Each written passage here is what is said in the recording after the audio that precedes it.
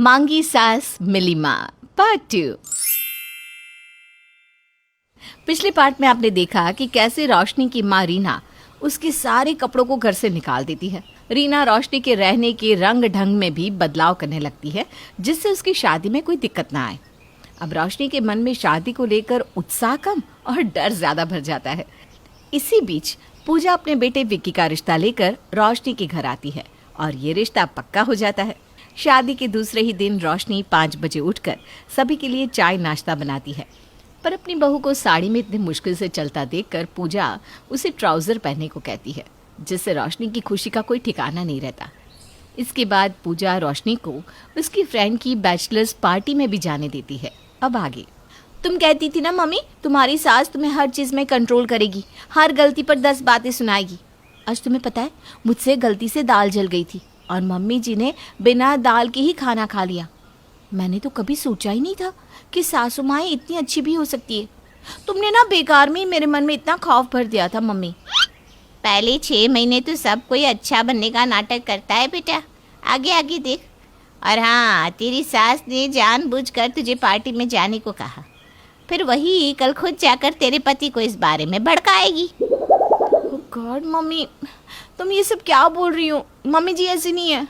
ये सब सुनकर ना मुझे बड़ी घबराहट हो रही है। अरे 2 मिनट प्यार से बोल ज़रूर लेगी बेटा, पर रसोई में पीसना जीवन भर तो तुझे ही पड़ेगा। वो एक काम नहीं करेगी, यही तो दुनिया का दस्तूर है। तुझे मैं बुरी लगती थी ना, अब जब ससुराल में 2400 घंटे काम करना पड़ेगा, फिर लगेगा अच्छा ही किया था, मम्मी ने मुझे सब कुछ सिखा कर भेजा।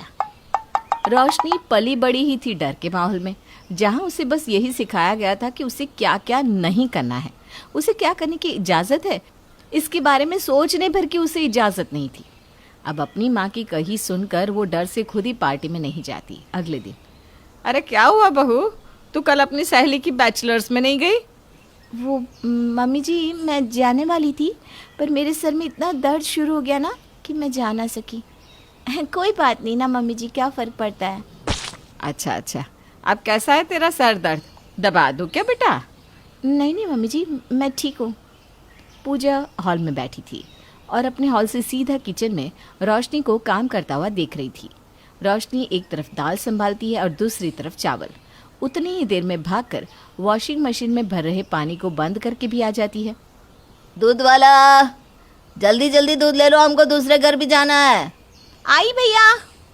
अरे तू जो कर रही है वो काम पूरा कर ले, मैं दूध ले लेती हूँ। पूजा दूध लेकर किचन में जाती है, जहाँ वो देखती है कि रोशनी बुरी तरह से पसीने से लथपथ भीगी पड़ी है।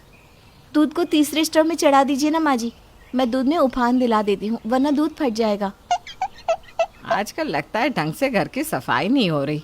देख तो हर तरफ जाले ही जाले लगे हैं। जाले भी उतार दे बहू, 2 हाथ से 3 काम तो तू कर ही रही है। एक और हाथ से दूध भी चढ़ा ले और दूसरे से जाले भी उतार दे। जाले रह गए क्या? अभी उतार देती हूँ मम्मी जी। अरे मेरी पगली बहू, क्या कह रही हूँ मैं और क्या समझ रही है तू? मैंने तुझे किचन में काम करने से नहीं रोका, क्योंकि मुझे लगा तुझे कुकिंग का शौक है, पर आज ऐसा तो दिख नहीं रहा। सब कुछ समझने की जिम्मेदारी तेरे अकेले के थोड़ी ना है। अब से एक टाइम का खाना मैं देख लिया करूँगी, या फिर हम कुक रख लेते हैं। यहाँ भी मम्मी की बात उल्टी पड़ गई। मम्मी जी पर आप, अरे तेरे आने के पहले भी तो मैं काम करती थी ना, तो अब भी कर लूँगी, तो क्या हो जाएगा। रोशनी को विश्वास हो गया था कि उसे सास के रूप में एक माँ मिल गई है। अब दोनों सास बहू एक साथ मिलकर शॉपिंग पर जाती, घूमने जाती, घर का काम करती, किसी सहेलियों की तरह। आजकल देख रहा हूँ मम्मी, तुम तो मुझ पर बिल्कुल ध्यान ही नहीं देती।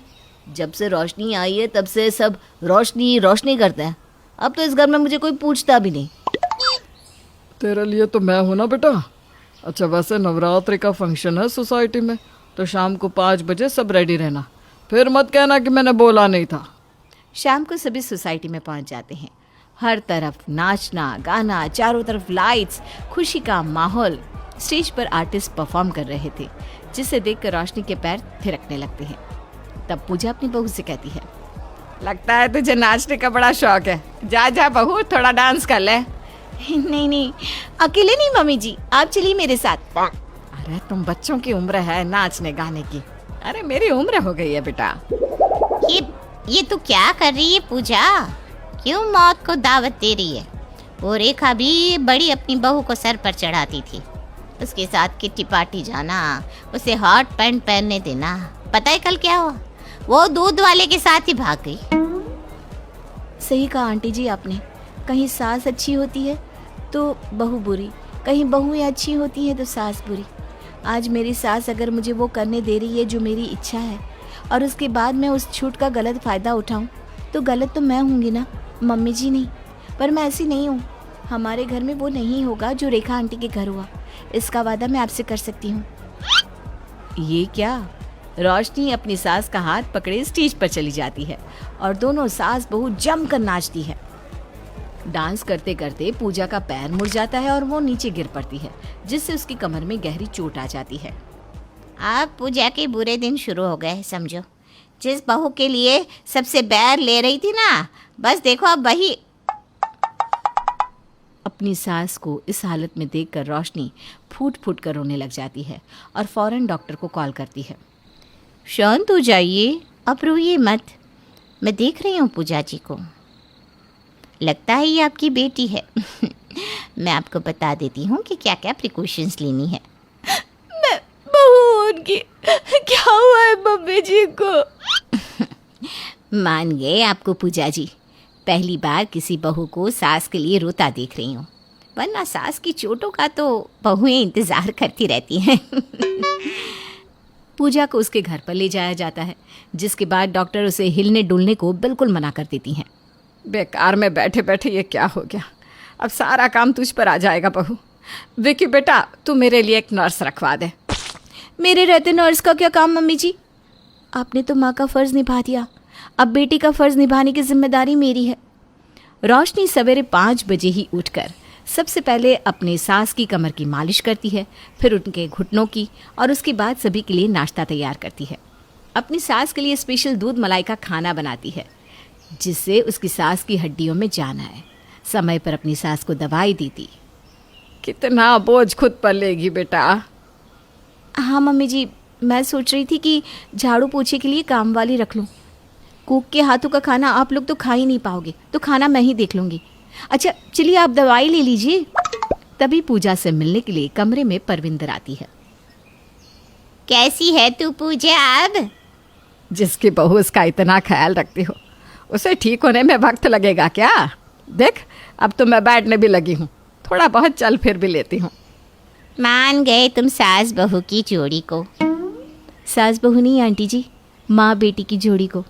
सही कहा था बेटा तूने कि सास की छूट का बहू गलत फ़ायदा उठाए तो गलती बहू की है, सास की नहीं। मेरी सास मेरे साथ बहुत बुरा व्यवहार करती थी और आज अपनी बहू को कंट्रोल में रखने के लिए मैं भी उसके साथ वही कर रही हूँ। फिर भी घर के कलेश ख़त्म ही नहीं होते। मैं तो अपनी सास के आगे च्यों तक नहीं कर सकती थी, पर मेरी बहू तो मुझ पर ही सवार शेर बनने लगी है। जैसे मेरी सास को तो तू जानती नहीं। क्या बताऊँ रोशनी बेटा, सर से अगर पल्लू भी सरक जाए ना तो मेरी सास मुझे 10 बातें सुनाती थी। पर मैंने सोच लिया था जो मेरे साथ हो रहा है मैं अपनी बहू के साथ वैसा कभी नहीं करूँगी, चाहे कुछ भी हो जाए। और देख भगवान ने मुझे तुझ जैसी बहू दे दी। सब किस्मत का खेल है पूजा, इसमें कोई कुछ नहीं कर सकता। पर तेरा देखकर मुझे लगता है कि अब से मैं भी अपनी बहू से थोड़ा ढंग से पेश आकर देखती हूँ। शायद हमारे घर का क्लेश भी खत्म हो जाए।